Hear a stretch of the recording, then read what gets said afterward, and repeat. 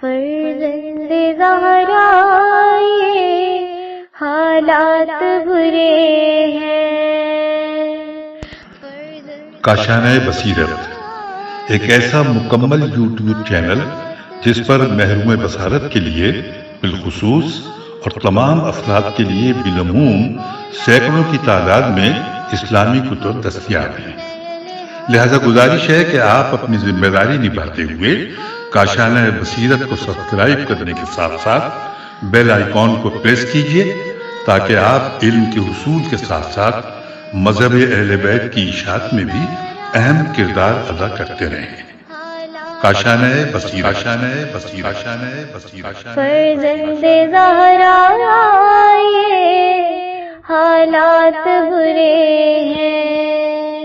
بسم اللہ الرحمن الرحیم۔ السلام علیکم۔ یہ کتاب آپ کے لیے کاشانہ بصیرت کی یوٹیوب چینل کی جانب سے ریکارڈ کی جا رہی ہے۔ نامی کتاب احسن الفوائد فی شرح العقائد، از قلم حقیقت رقم بابویہ القمی علی مقامہ، شارح رسالہ آیت اللہ شیخ محمد حسین نجفی۔ اب ہم کتاب کا پارٹ نمبر 3 پڑھیں گے۔ قطع تاریخ کتاب حاضہ نتیجہ فکر شاعر اہل بیت سید وزیر حسین صاحب وزیر شیرازی سرگودا۔ اب تک چھپی نہ ہوگی ایسی کتاب شاید تفصیل سے ہوں جس میں شیعوں کے سب عقائد، جس سے وزیر ہر ایک کرتا ہو استفادہ، وہ مخزن ہدایت احسن الفوائد۔ سپاس بے قیاس نہایت ناشکر گزاری ہوگی کہ اگر کتاب کی موجودہ طباعت کے سلسلے میں جناب اخلاص مآب الحاج محمد مشتاق صاحب آف گجرانوالہ حال وارد نیو پورٹ برطانیہ کا شکریہ ادا نہ کیا جائے، جنہوں نے اس کتاب کی اشاعت میں کافی مالی تعاون کیا ہے۔ محمد حسین نجفی مجدد العصر و زمان متولد 20 مئی 1999۔ اظہار تشکر و امتنان۔ فرمان رسول صلی اللہ علیہ وسلم کے مطابق یہ ناشکر گزاری ہوگی کہ کتاب مستعاب احسن الفوائد فی شرح العقائد کی اس 5ویں طباعت کے سلسلے میں پاشا قوم آف چکوال کے سربراہ جناب الحاج منظور حسین پاشا چکوال حال وارد کرالے انگلینڈ کا شکریہ ادا نہ کیا جائے، جن کے مخلصانہ تعاون سے یہ کتاب اس وقت زیب شکل اور صورت میں ابنائے ملت کی خدمت میں پیش کی جا رہی ہے۔ دعا ہے کہ خداوند عالم ان کی صحیح جمیل کو شرف قبولیت سے نوازے اور ان کو اور ان کی اولاد امجاد کو اپنے حفظ و امان میں رکھے اور توفیقات خیر میں اضافہ عطا فرمائے۔ مخلص دعا گو وان الحقر محمد حسین نجفی۔ انتصاب۔ عموماً مصنفین و مؤلفین کا یہ طریقہ ہے کہ وہ اپنی تصنیفات و تالیفات کو بعض بزرگ شخصیات کی طرف منسوب کرتے ہوئے ان کی خدمت میں ہدیہ کر کے اسے اپنے لیے سرمایہ عز و افتخار سمجھتے ہیں۔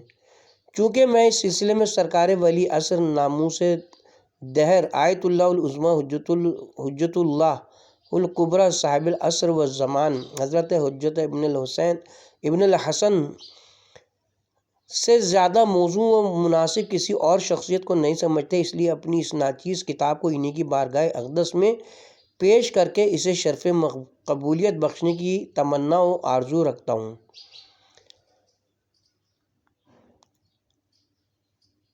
احقر محمد حسین افی، 14 ذی الحجہ 1384 ہجری بمطابق 17 اپریل 1965 بروز شنبہ۔ پیش لفظ علم کلام کی تدوین اور علماء شیعہ کے خدمات۔ مندرجہ ذیل مضمون جس کا عنوان اوپر مذکور ہے آج سے چند سال قبل رسالہ علم المبلغ کے خصوصی نمبر محمدیت جنتری میں شائع ہو کر قوم سے خراج تحسین حاصل کر چکا ہے۔ اب جبکہ ہماری کتاب احسن الفوائد فی شرح العقائد طبع ہو رہی ہے، ہم نے موضوع کی مناسبت کے لحاظ سے اس مضمون کو بطور مقدمہ اس میں شامل کرنا انسب خیال کیا۔ چنانچہ مفید اضافے کے بعد قند مقرر سمجھ کر اسے درج کیا جا رہا ہے، اور اس مضمون کے آخر میں حضرت شیخ صدوق علیہ رحمہ کے مختصر حالات اور ان کے رسالہ اعتقادیہ کی اہمیت پر کچھ تبصرہ بھی کر دیا گیا ہے، اور یہ سب کچھ اس لیے کیا گیا ہے کہ حتی الامکان ہماری یہ علمی پیشکش ہر حیثیت سے مکمل و متحشم ہو۔ علم کلام کی تعریف۔ علم کلام وہ علم ہے کہ جس میں اعتقاد حقہ ایمانیہ اور معرفہ اسلامی ربانیہ کا عدلہ و براہین تفصیلیہ یقینیہ سے اثبات اور ان پر وارد شدہ اعتراضات کے جوابات دیے جائیں۔ ان اعتقاد و معارف کا اصل اصول مسئلہ توحید ہے۔ علم کلام کی فضیلت عقل سلیم کی روشنی میں ارباب دانش و بینش پر مخفی و مستور نہیں کہ کسی علم کی رفعت و بلندی یا خست و پستی کا معیار و میزان اس علم کے موضوع کی شرافت یا خصاصیت ہوتی ہے۔ جس علم کا موضوع جس قدر عظیم و خطیر ہوگا اسی قدر وہ علم جلیل قدر و عظیم الشان ہوگا، اور جس علم کا موضوع جس قدر خسیں اور حقیر ہوگا اسی قدر وہ علم بے قدر و قیمت و خسیس ہوگا۔ بنابراین چونکہ علم کلام کا موضوع ذات باری وما یتعلق بہی ہے، ظاہر ہے کہ ذات باری ہر شے سے اشرف و اعلیٰ اور افضل و ارفع ہے، بلکہ باقی اشیاء کو اس ذات ذوالجلال کے فضل و کمال کے ساتھ کوئی نسبت ہی نہیں ہے۔ تو جس علم کا موضوع یہ ذات بابرکت ہوگی وہ علم یقیناً دیگر سب علوم و فنون سے اشرف و اعلیٰ ہوگا۔ علم کلام و متکلمین کی فضیلت احادیث معصومین علیہم السلام کی روشنی میں اس علم کی عظمت و جلالت اور اس کی اہمیت و افادیت کے پیش نظر لوگوں کو اس کی طرف متوجہ کرنے کے لیے حافظان دین و حامیان شرع متین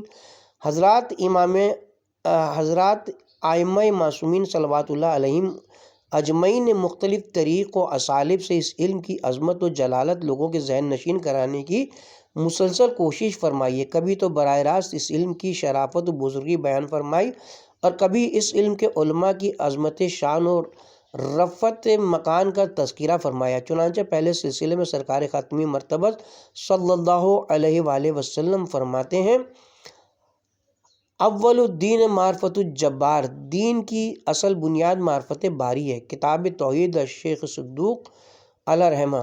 اسی طرح حضرت امیر المومنین علیہ السلام فرماتے ہیں، اول الدین معرفہ، دین حق کی پہلی کڑی معرفت خالق ہے۔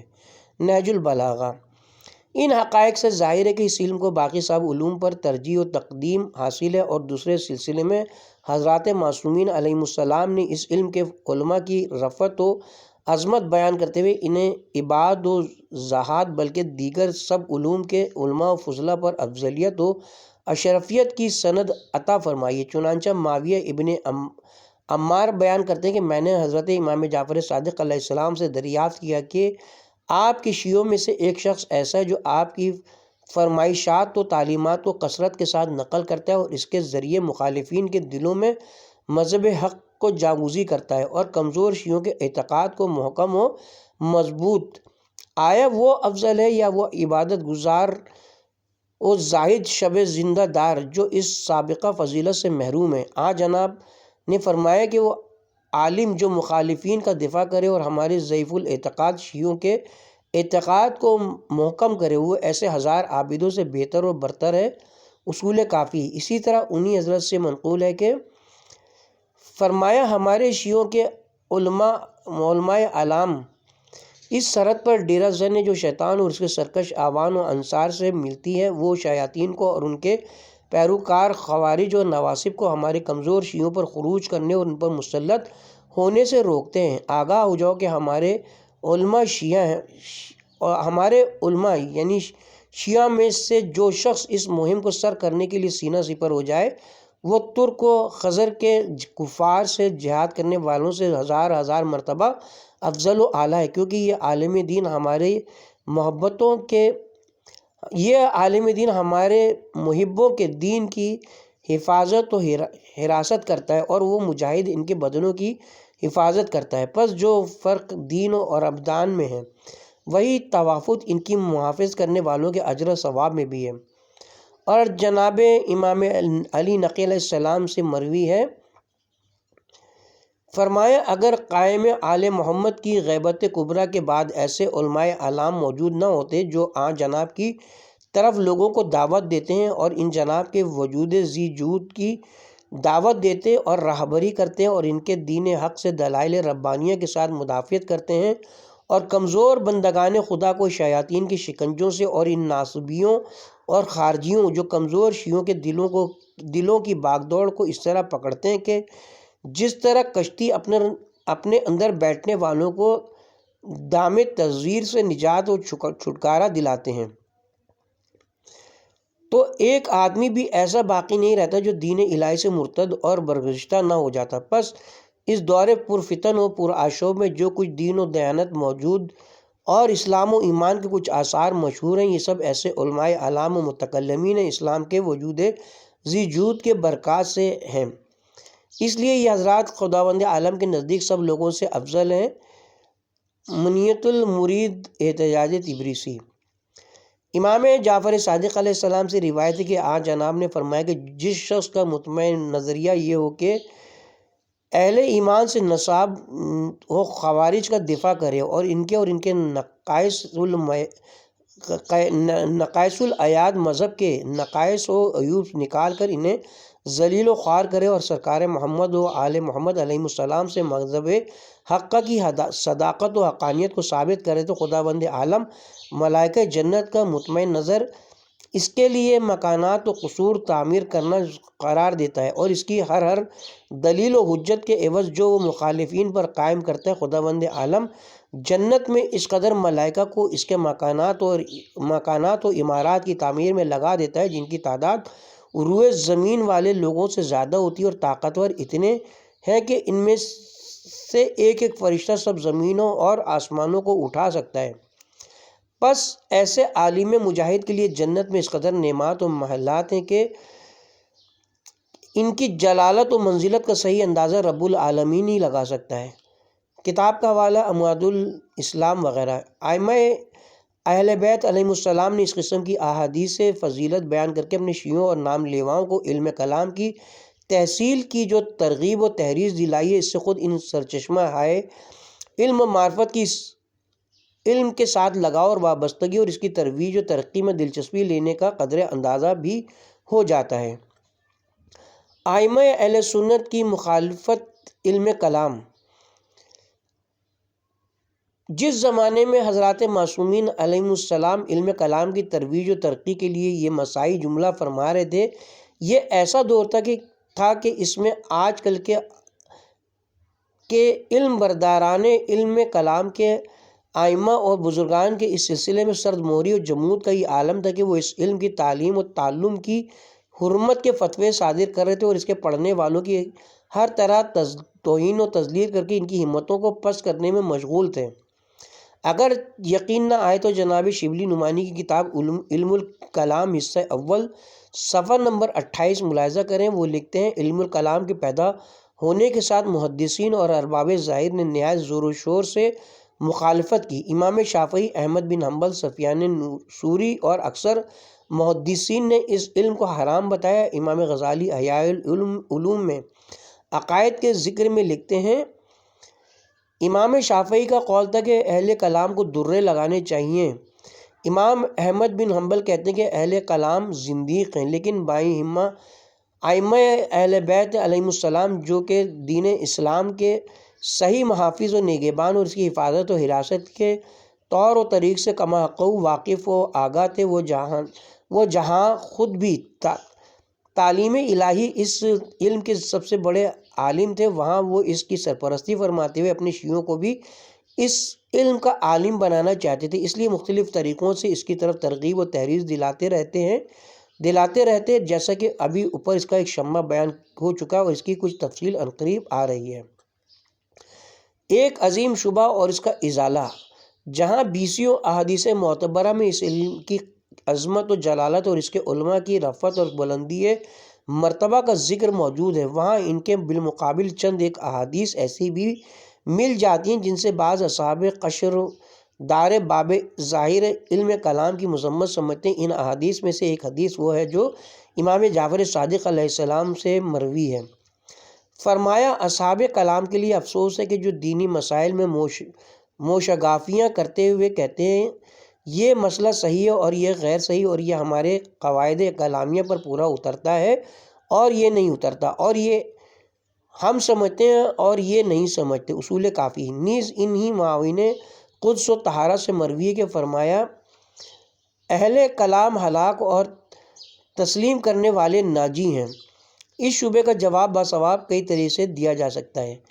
جواب اول بموجب الاحادیث کہ بعض احادیث دوسری بعض کی تفسیر و تشریح کرتی ہیں۔ خود انہی بزرگوں کے کلام حق کے ترجمان میں ان مجمل احادیث کی توضیح و تشریح موجود ہے، اور اس طرح کے متکلمین دو طرح کے ہوتے ہیں۔ ایک وہ کہ جو اپنے مدعا کے اثبات اور مد مقابل کے اسقاط میں اس امر کی پرواہ نہیں کرتے کہ آیا ان کے ادلہ و براہین معاون علم و یقین سے ماخوذ بھی ہیں یا نہیں، بلکہ جو کچھ غلط یا صحیح ان کے اذہان ناقصہ و آرائے کا صدہ میں ہیں وہ ہی کہہ گزرتے ہیں، اور دوسرے ایسے مستشر اور متدین متکلم ہوتے ہیں جو اس سلسلے میں پیغمبر اسلام اور ان کے اولاد اطہار علیہم السلام کے تعلیمات و ارشادات سے سرمو تجاوز و تقی نہیں کرتے۔ حضرات معصومین نے ان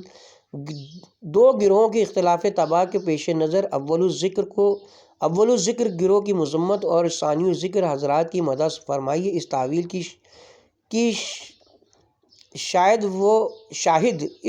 کی شاہد وہ روایت ہے جو اصول کافی میں حضرت امام جعفر صادق علیہ السلام سے مروی ہے، جو آپ نے اس وقت ارشاد فرمائی جبکہ ایک شامی ان جناب کے اصحاب سے مناظرہ کرنے کے لیے آیا تو آپ نے جناب یونس بن عبد الرحمن کو مخاطب کرتے ہوئے فرمایا، اے یونس، کاش تم علم کلام میں مہارت رکھتے ہوتے اور آج اس شامی سے بحث کرتے۔ اس پر یونس نے عذر خواہی کرتے ہوئے عرض کیا کہ آقا، میں نے اس لیے اس کے حاصل کرنے کی کوشش نہیں کی کہ میں نے آپ کو اہل کلام کی مذمت کرتے ہوئے سنا ہے۔ امام علیہ السلام نے فرمایا، اے یونس، تجھے مطلب سمجھنے میں غلطی ہوئی ہے۔ میں نے ان کی مذمت اس صورت میں کی کہ اگر وہ اسے ترک کر دیں جو کچھ میں کہتا ہوں اور وہ اپنی خود ساختہ دلیلوں سے کام لیں۔ اصول کافی صفحہ نمبر 99 طبع 9 لشکر۔ پس معلوم ہوا کہ اگر اس علم کا سرچشمہ ائمہ ہدی کو قرار دے کر انہی سے فیض حاصل کیا جائے تو اس صورت میں نہ صرف یہ علم جائز بلکہ مستحب بلکہ بعض حالات میں واجب ثابت ہوتا ہے۔ ہاں، ان کی تعلیمات مقدسہ کو پس پش ڈال کر اپنے قیاسی و اختراعی دلائل سے کام لینا جائز نہیں ہے، ورنہ ان تمام لوگوں کو ناجی تسلیم کرنا پڑے گا جو صراط مستقیم سے منحرف ہیں، مگر وہ اپنی گمراہی کو اپنے قیاسات سے عین رشد و ہدایت تصور کرتے ہیں۔ جواب دو، متکلم دو طرح کے ہوتے ہیں۔ کچھ فطرتاً ایسے کمزور واقع ہوتے ہیں کہ اگرچہ وہ حق کی تائید کرنا چاہیں لیکن وہ اس سے عہدہ برا نہیں ہو سکتے، بلکہ مخالف سے مغلوب و محقور ہو کر بجائے حق کی نصرت و تائید کے الٹا اس کی توہین و تذلیل کا باعث بن جاتے ہیں۔ دوسرے ایسے ہوتے ہیں کہ وہ اس مہم سے کما حق و عہدہ برا ہونے کی اہلیت رکھتے ہیں اور مخالفین کا ناقدہ بحسن وجہ بند کر سکتے ہیں۔ حضرات معصومین نے اول الذکر کو اس کی ممانعت فرمائی ہے اور ثانی الذکر کو اس کی ترغیب و تحریض دلائی ہے۔ اس کا ثبوت بھی کلام معصوم سے ملاحظہ ہو۔ امام جعفر صادق علیہ السلام نے اپنے بعض اصحاب کو کلام سے روکا اور بعض کو اس کا حکم دیا تو حاضرین میں سے بعض نے یہ استفسار کیا کہ مولا، اس میں کیا راز ہے کہ آپ نے ایک کو کلام کی ممانعت فرمائی اور دوسرے کو اس کا حکم دیا ہے؟ امام علی مقام نے فرمایا کہ میں نے اس لیے اسے اجازت دی کہ یہ عدلہ قائم کرنے میں اس پہلے شخص سے زیادہ بابصیرت اور کلام کرنے میں زیادہ رفق و مدارت برتنے والا ہے۔ پس ان حقائق سے واضح ہو گیا کہ ان حضرات کی ممانعت فقط بعض مخصوص لوگوں کے لیے بعض مخصوص وجوہ کی بنا پر ہے، نہ علی الاطلاق۔ اس کے اہل کو تو یہاں تک اس طرح متوجہ فرمایا کہ ارشاد فرمایا، تم مخالفین سے مباحثہ کرو اور ان کے سامنے اپنی ہدایت و حقانیت بیان کرو جس پر تم ہو، اور ان کی ضلالت و گمراہی کو ان پر واضح کرو، اور علی علیہ السلام کے سلسلے میں مباہلہ بھی کرنا پڑے تو کر گزرو۔ کتاب العیون والمحاسین، شیخ المفید۔ جواب سوم، ائمہ اطہار کے بعض اخبار و آثار سے واضح و اشکار ہوتا ہے کہ جس کلام و جدال کی ممانعت و قدح وارد ہوئی ہے اس سے مراد وہ کلام ہے جو بطریق غیر احسن ہو، اور جس کی مدح و ثنا وارد ہوئی ہے اس سے مراد وہ جدال ہے جو بطریق احسن ہو۔ چنانچہ امام حسن عسکری علیہ السلام سے مروی کہ ایک مرتبہ حضرت امام جعفر صادق علیہ السلام کی خدمت میں یہ روایت پیش کی گئی کہ جناب رسول خدا نے دین کے بارے میں جدال و کلام کرنے کی ممانعت فرمائی ہے۔ یہ سن کر امام علیہ السلام نے فرمایا حضرت نے علی الاطلاق جدال و کلام کی ممانعت نہیں فرمائی بلکہ اس جدال سے روکا ہے جو غیر احسن طریقے پر ہو۔ کیا تم خداوند عالم کا یہ ارشاد نہیں سنتے کہ اہل کتاب کے ساتھ جدال نہ کرو مگر احسن طریقے سے؟ دوسرے مقام پر ارشاد فرماتا ہے اپنے پروردگار کے راستے کی طرف حکمت اور موعظہ و حسنہ کے ساتھ دعوت دو اور احسن طریقے کے ساتھ کلام جدال کرو۔ احتجاج تبریسی۔ اس سے معلوم ہوا کہ صرف جدال غیر احسن ممنوع ہے، نہ جدال احسن بلکہ وہ تو شرعاً مرغوب و مطلوب ہے۔ علم کلام کی تدوین۔ اگرچہ علم کلام کے مخترع و موجد کے بارے میں لوگوں نے بہت اختلاف کیا اور ہر شخص نے اپنی اپنی تحقیق کے مطابق اس فضیلت کا تاج کسی شخص کے سر پر رکھا ہے۔ بعض نے واصل بن عطا کو اس شرف سے نوازا، اوائل سیوطی کتاب کا حوالہ یہ، اور بعض نے ابو حزیل الاف کو اس فضیلت کا تاج پہنایا، کتاب کا حوالہ الکلام الشبلی۔ لیکن ہماری ناقص رائے ان سب حضرات سے مختلف ہے۔ ہم تو یہ کہتے ہیں کہ دیگر اسلامی علوم مثل فقہ و تفسیر و اخلاق وغیرہ کی طرح اس جلیل القدر علم کا سرچشمہ بھی خود صاحب شریعت غرا و مبلغ قانون اسلام مدینۃ العلم حضرت سرکار ختمی مرتبہ صلی اللہ علیہ وسلم ہی ہے۔ اگر کسی صاحب کو اس امر کی صداقت پر کچھ شک و شبہ ہو تو وہ حضرت کی ان احتجاجات اور استدلالات کو ملاحظہ کرے جو جناب نے مختلف مذاہب و ادیان کے لوگوں کے سامنے پیش فرما کر ان کے مذاہب باطلہ کا ابطال اور مذہب اسلام کا اثبات بطریقہ احسن فرمایا۔ اس سلسلے میں احتجاج تبریسی اور رابع بحار الانوار کا مطالعہ ہی کافی ہے، اور جناب کے بعد اس علم کی اہمیت و عظمت کے پیش نظر ان کی حقیقی جانشین حضرت ائمہ طاہرین صلوات اللہ علیہم اجمعین یک بعد دیگرے اپنے اپنے دور میں بحسب تقاضائے ظروف زمان و مکان اس علم کی نشر و اشاعت فرماتے رہے اور اپنے مدرسہ الہیہ سے متعدد باکمال تلامذہ پیدا کر کے لوگوں کی رشد و ہدایت اور نجاح و فلاح کے لیے بہت کچھ سامان مہیا فرما دیا ہے۔ اس سلسلے میں حضرت امیر المومنین مثل دیگر فضائل و فواضل کے دیگر سب معصومین سے پیش نظر آتے ہیں، بلکہ صاحب عیان الشیعہ نے تو یہاں تک لکھ دیا ہے آپ پہلے وہ بزرگ ہیں جنہوں نے علم کلام کی طرح ڈالی۔ صاحب عیان الشیعہ کی یہ رائے گرامی ہماری ناقص رائے سے کچھ تضاد و تباین نہیں رکھتی، کیونکہ حضرت امیر المومنین علیہ السلام کو ہی اس علم جلیل کا موجد و مخترع تسلیم کر لیا جائے تو یہی مطلب تو بھی مطلب وہ یہی ہے جو ہم نے عرض کیا کہ کیونکہ جناب کا علم بھی تو مشکوات نبوت کے نور سے ہی متقبس و مکتسب ہوا ہے، دروازے سے وہی کچھ ملتا ہے جو مکان کے اندر ہو، یعنی انا مدینۃ العلم و علی بابھا۔ اس سلسلے میں جناب کے وہ خطبات و احتجاجات جو آپ نے مختلف مکاتب فکر سے تعلق رکھنے والے لوگوں کے سامنے مختلف موضوعات پر بالعموم اور اپنی خلافت و وصایت کے اسبات اور اپنے مد مقابلین کے ادائے خلافت کے ابطال میں ارشاد فرمائیں، بالخصوص اس امر کا قطعی ثبوت ہے جناب ابو الائمہ الطاہرین کی طرح ان کے بعد دیگر سب ائمہ دین بھی اس علم کی ترویج و ترقی میں برابر حصہ لیتے رہے ہیں، خاص کر حضرات امامین ہمامین حضرت امام محمد باقر علیہ السلام اور حضرت امام جعفر صادق علیہ السلام، اور پھر ان میں سے بھی حضرت صادق علیہ السلام نے اس سلسلے میں وہ زرعی خدمات انجام دی ہیں جو رہتی دنیا تک سنہری حروف سے لکھی جائیں گی اور ہمیشہ اہل علم و انصاف سے خراج تحسین و آفرین حاصل کرتی رہیں گی۔ حضرت صادق علیہ السلام کے علم کلام کو زیادہ ترقی دینے کے علل و اسباب۔ اس کی متعدد وجوہ ہیں۔ وجہ اول، چونکہ اس وقت حکومت بنی امیہ کو زوال آ رہا تھا اور حکومت بنی عباسیہ کا سنگ بنیاد رکھا جا رہا تھا۔ اول الذکر اپنی حکومت کو بچانے اور ثانی الذکر اپنی حکومت کو بنانے کی تدابیر میں مشغول و منہمک تھے۔ اس طرح حضرات صادقین علیہم السلام کو اسلامی حقائق کے نشر و اشاعت اور بالخصوص علم کلام کی ترویج و ترقی کا اچھا موقع مل گیا۔ وجہ دوم، اب تک کلام کا کام صرف اسلامی عقائد و نظریات کا اثبات تھا، لیکن جب حضرت صادق علیہ السلام کے عصر میں منصور دوانقی نے دنیا کی تمام زبانوں کی علمی و مذہبی کتب کا عربی زبان میں ترجمہ کرانا شروع کیا تو ان کو پڑھ کر سینکڑوں مسلمانوں کے عقیدے متزلزل ہو گئے۔ اس لیے اس وقت علم کلام کے دوسرے شعبے کی طرح ڈالی گئی، اور یہ دوسرا شعبہ علم کلام وہ تھا جو فلسفہ یونان کے مقابلے کے لیے ایجاد ہوا۔ اس طرح علم کلام اگرچہ ابتدا میں ایک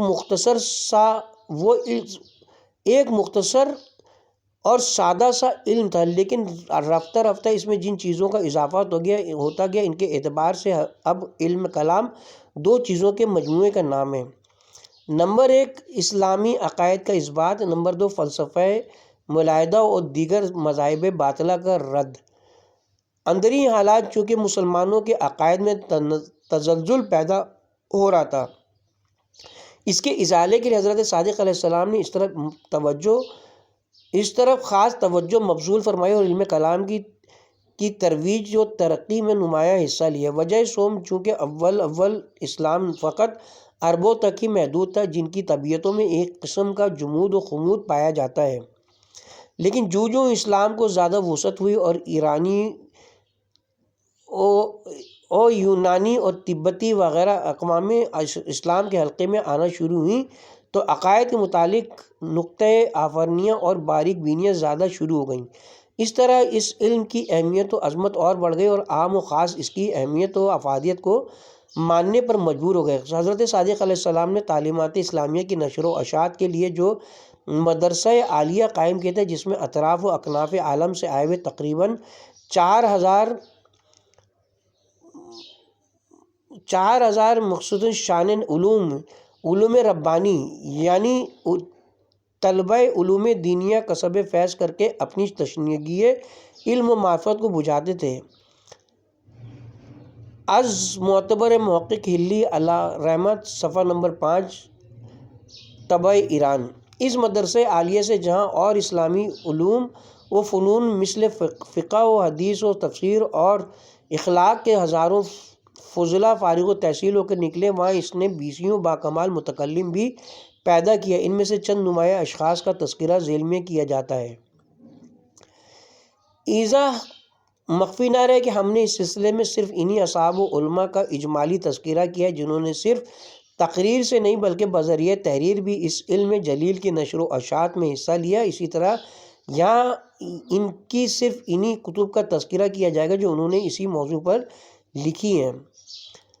نمبر 1 عیسیٰ بن روضہ۔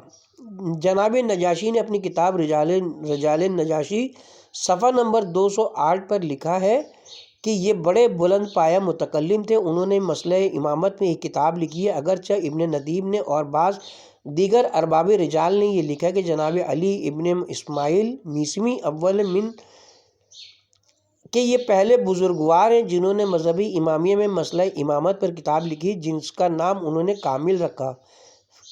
کتاب کا حوالہ فہرست ابن ندیم، لیکن صاحب عیان الشیعہ نے اس میں اختلاف کرتے ہوئے جناب عیسیٰ بن روضہ کو پہلا مصنف قرار دیا، اور بظاہر انہی کی رائے گرامی صحیح معلوم ہوتی ہے کیونکہ یہ جناب میسمی پر مقتدم ہیں، کیونکہ یہ بزرگ منصور دوانقی کے عہد میں تھے اور جناب میسمی ہارون و مامون کے دور میں۔ نمبر 2 عبد الرحمن بن احمد العسکری۔ جناب نجاشی نے اپنے رجال صفحہ نمبر 164 طبع ممبئی پر ان کے متعلق لکھا ہے، یہ ہمارے حضرات شیعہ میں سے بڑے متکلم اور عمدہ مصنف ہیں۔ انہوں نے امامت کے موضوع پر ایک کتاب بنام کامل تصنیف فرمائی۔ نمبر 3 ابو جعفر محمد ابن علی المعروف بمومن طاق۔ علم کلام کے بڑے ماہر تھے۔ ابن ندیم نے فہرست صفحہ نمبر 250 پر ان کے متعلق لکھا ہے کہ وہ بڑے ماہر اور حاذق متکلم تھے۔ انہوں نے اپنے مناظرات کی وجہ سے مخالفین پر قافیہ حیات تنگ کر دیا تھا، اسی لیے وہ ان کو مومن طاق کی بجائے شیطان طاق کہتے تھے۔ سواد اعظم کے امام اعظم کے ساتھ مختلف موضوعات و مسائل پر ان کے بڑے دلچسپ مناظرات کتب سیر و تواریخ میں موجود ہیں بوجہ خوف طوالت۔ ان سب کا بیان تو یہاں نہیں ہو سکتا، البتہ برادران ایمانی کے جلائے ایمان کی خاطر ان کا ایک مختصر سا مناظرہ یہاں پیش کیا جاتا ہے۔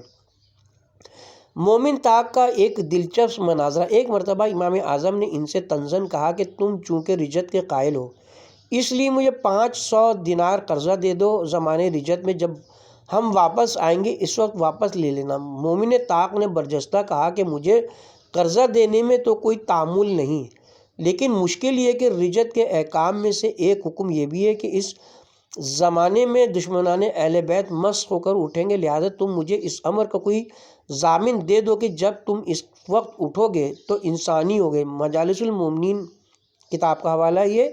ابن ندیم نے ان کی 8 تصانیف کا تذکرہ کیا جن میں سے مندرجہ ذیل کتب خاص طور پر قابل ذکر ہیں: کتاب الامامہ، کتاب رد علی المعتزلہ، کتاب الرد علی الموفل، کتاب الاستعمار متوفی۔ نمبر 4 زرارہ ابن عین۔ جناب نجاشی نے ان کے متعلق لکھا ہے: یہ جناب اپنے زمانے میں ہمارے اصحاب شیعہ کے بزرگ اور فضل و کمال میں ان پر مقتدن تھے، اور وہ بیک وقت قاری، فقیہ، متکلم، شاعر اور ادیب تھے۔ جناب شیخ صدوق کا بیان ہے کہ میں نے ان کی ایک کتاب استطاعت و جبر کے مسئلے پر دیکھی ہے۔